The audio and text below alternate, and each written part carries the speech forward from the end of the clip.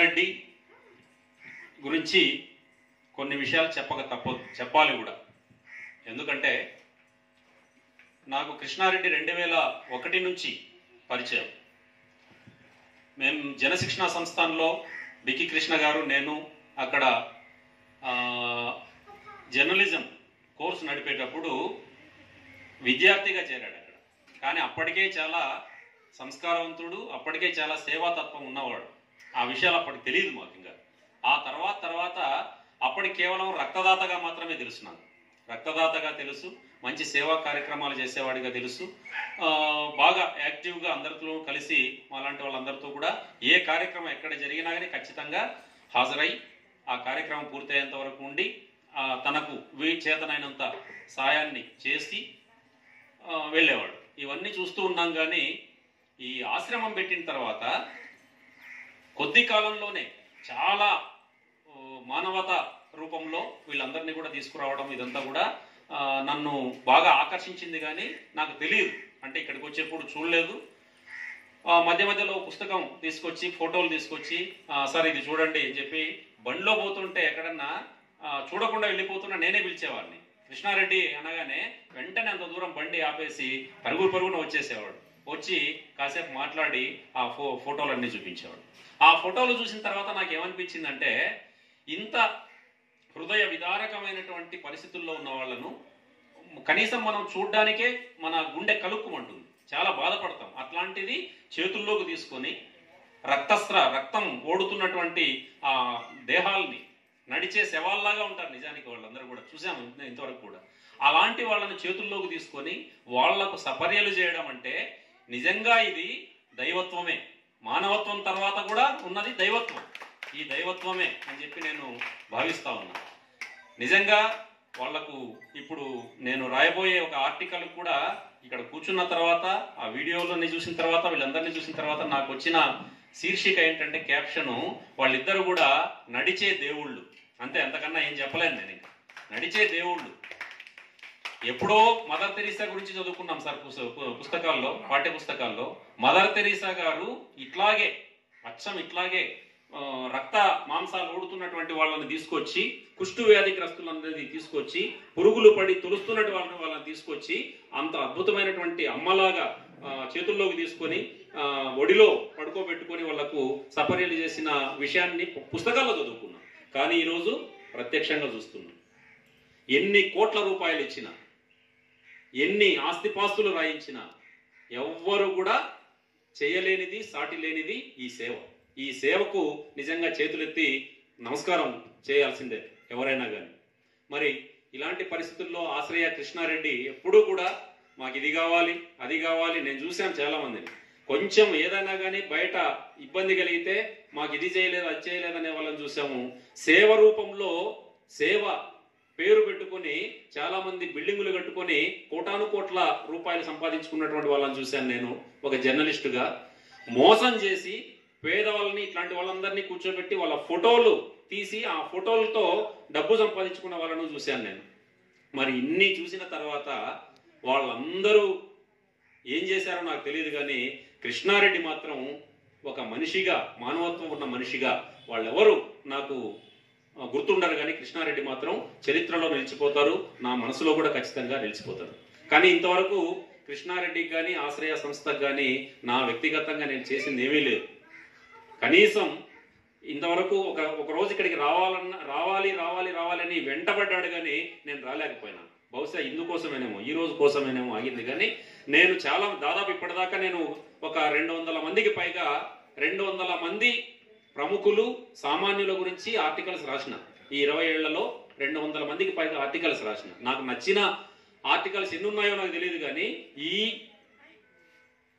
మానవీయ కథనం రాయలేకపోయినందుకు ఒక జర్నలిస్టుగా నేను బాధపడుతున్నా, సిగ్గుపడుతున్నా. ఈరోజు మనస్ఫూర్తిగా చెప్తున్నాను.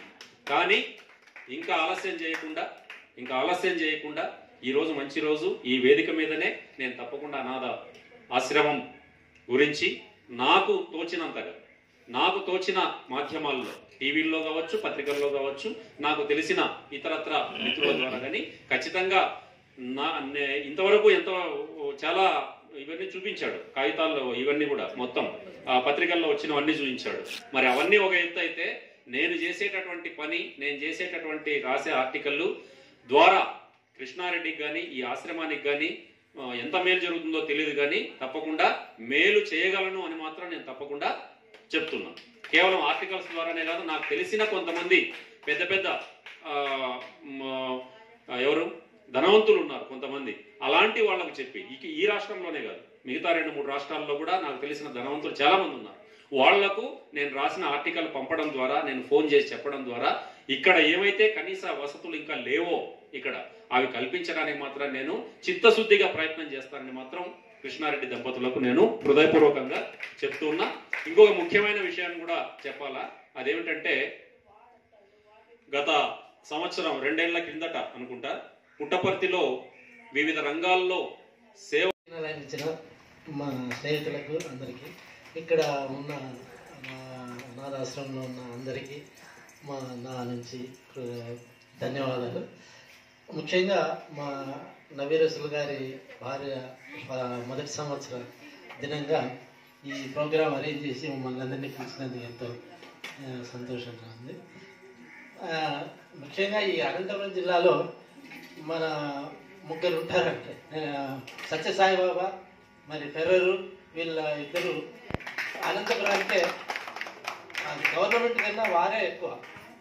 అట్లా మరి అనంతపురం జిల్లాలో అనంతపురం టౌన్లో మన కృష్ణారెడ్డి దేవమ్మ గారు వారు చాలా వాళ్ళ సేవలు పొద్దున్నే నేను మామూలుగా ఫేస్బుక్ అర్లీ మార్నింగ్ చూసినప్పుడు వాళ్ళకి కనపడతాయి అన్ని వాళ్ళ ఫోటోలు, వాళ్ళు చేసే సేవలు, ఈ శవాలను ఎత్తకపోవడము, పూడ్చడము, ఇది ఎవరు చేయలేరు, అదే కాని పని ఎవరు కూడా చేయలేరు. అట్లాంటిది వాళ్ళ సేవలు చేయడం, కట్లు కట్టేటప్పుడు ఆ రక్తము ఇది చూస్తా అంటే ఆ ఫేస్బుక్లో చూసినప్పుడే నాకు ఎట్లా అనిపిస్తుంది.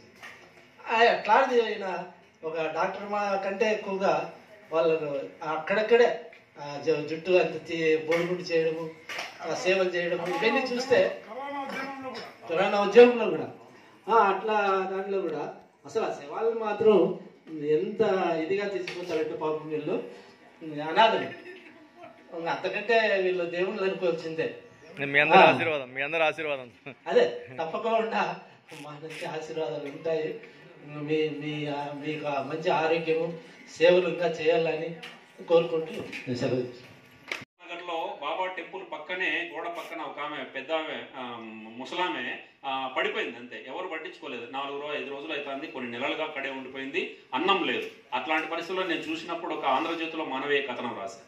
మానవీయ కథనం రాసిన తర్వాత దాన్ని చూసి మొదట స్పందించి కృష్ణారెడ్డి అక్కడికి వచ్చాడు, స్పందించి ఇద్దరు వచ్చారు, దేవి గారు ఇద్దరు కూడా వచ్చి కుటుంబ సమేతంగా అక్కడికి వచ్చి ఆమెకు అక్కడే సపర్యలు చేసి అక్కడి నుంచి ఆశ్రమానికి కూడా తీసుకొచ్చారు. నిజంగా ఆంధ్రజ్యోతి ఆ రోజు మరుసటి రోజు కూడా అదే వార్తని అవ్వకు ఆశ్రయం అని చెప్పి ఒక అద్భుతమైన మంచి స్టోరీ కూడా ఇవ్వం. అంటే ఆ రకంగా పరోక్షంగా ఉంది, కానీ అడుగు పెట్టిన తర్వాత లోపలికి నాలో కలిగినటువంటి భావాలు ఇవన్నీ, ఆ భావాల్ని నేను మీతో వ్యక్తం చేస్తున్నా. ఈ రోజు నేను రాకపోయి ఉంటే చాలా కోల్పోయి ఉండేవాడిని.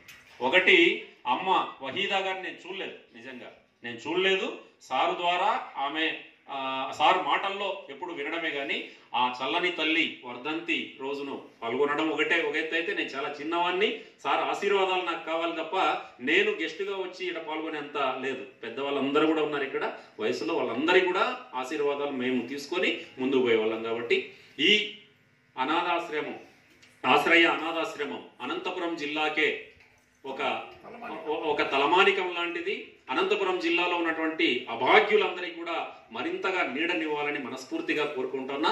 దీనికి సంబంధించి అక్కడ ఉంది, స్పందించు, సహకరించు, సహాయపడు అని. ప్రార్థించే పెదవుల కన్నా సాయం చేసే చేతుల మిన్నా అని మదర్ తెరీసా గారు చెప్పారు.